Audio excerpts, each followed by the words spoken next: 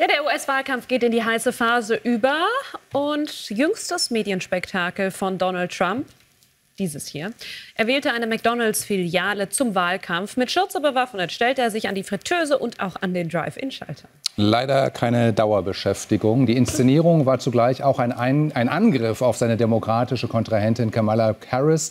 Deren Erzählung, während ihres Studiums bei der Fastfood-Kette gejobbt zu haben, die zog der Milliardär ja immer wieder öffentlich in Zweifel. Die überaus sehenswerten Bilder der Aktion hat jetzt Viktoria Grünenthal zusammengestellt. Der Wahlkampf erobert unbekanntes Terrain. Donald Trump zwischen Frittenfett und Burger-Patties bei McDonald's im hart umkämpften Pennsylvania. Der Sohn eines Immobilienmoguls inszeniert sich als volksnah. Dass das ganze Spektakel vorher ausgiebig geprobt wurde, wie Nutzer in den sozialen Medien offenlegen, verschweigt Trump lieber. Das macht Spaß, ich könnte das den ganzen Tag machen. Ich hätte nichts gegen diesen Job. Ich mag diesen Job. Ich denke, ich werde ihn vielleicht wieder machen. Der Ort dürfte sorgsam ausgewählt worden sein. Immer wieder hatte Trump die Aussage seiner Kontrahentin, sie habe als Studentin bei McDonald's gearbeitet, in Zweifel gezogen. Ausgerechnet an Kamala Harris' 60. Geburtstag zieht es Donald nun selbst zu Donalds. Ein verbaler Seitenhieb an die Demokratin inklusive. Jetzt habe ich bei McDonald's gearbeitet. Ich habe jetzt 15 Minuten länger gearbeitet als Kamala. Sie hat hier nie gearbeitet. Und schickt später noch ein paar vergiftete Geburtstagsglückwünsche hinterher. Er werde ihr Blumen und vielleicht auch ein paar Pommes schicken. Von Herzen hingegen kamen wohl diese Worte von Sänger Stevie Wonder. Happy birthday to you. Happy birthday to you.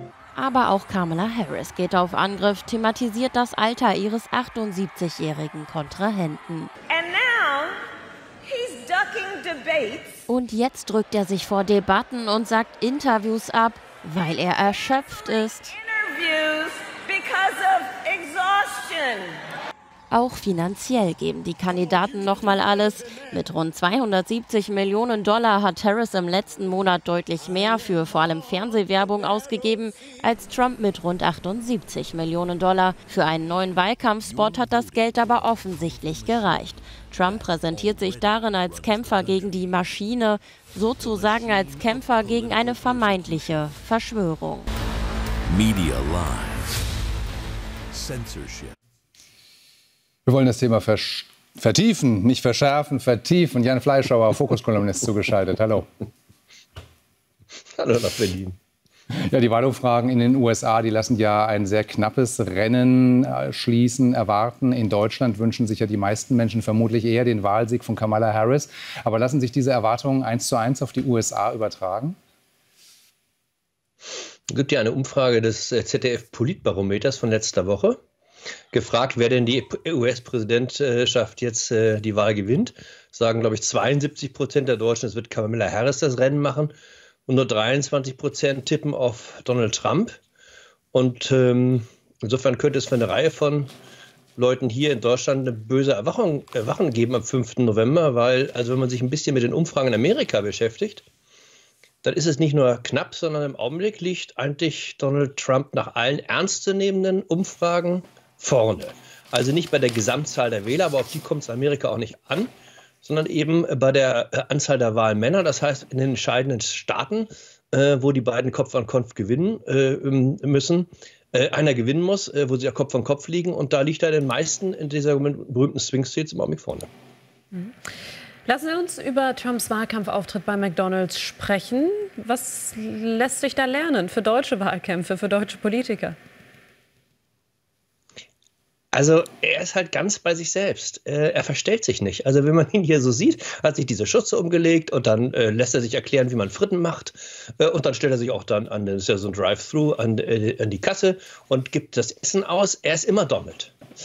Also wenn man sich vorstellt, da stehe jetzt Kamala Harris, da wird es halt einen riesen Bohai geben. Oder sagen wir mal, zum Beispiel Friedrich Merz. Ja? Das wäre, glaube ich, ganz furchtbar. Aber weil der dann versuchten würde, volkstümlich zu sein. Nein, Donald Trump, also fast immer wir von seiner Politik halten mögen, ist halt volkstümlich.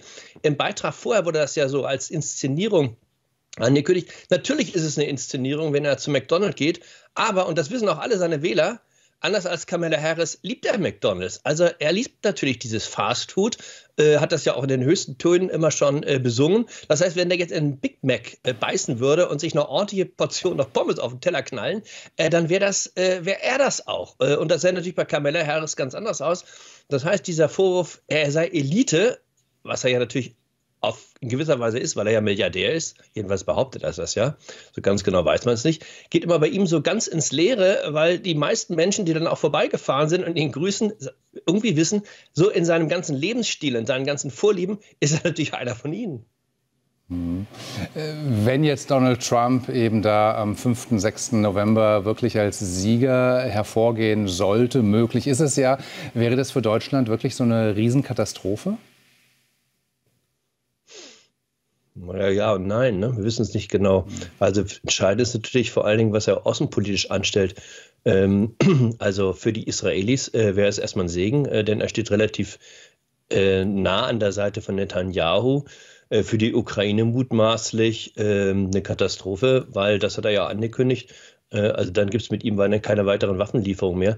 Andererseits ist natürlich auch möglich, dass er dann irgendwie in Moskau anruft, im Kreml und irgendeinen Deal mit Putin macht. Also, weil Sie das ja vorhin fragten, auch nochmal zurück nach Deutschland, diese Art von Politikertypus wie Donald Trump, also wo die Leute das Gefühl haben, wenn der sich zu mir setzt an meine Bierbank, dann finde ich einen Draht zu dem und der erzählt mir jetzt nicht irgendwas oder textet mich zu.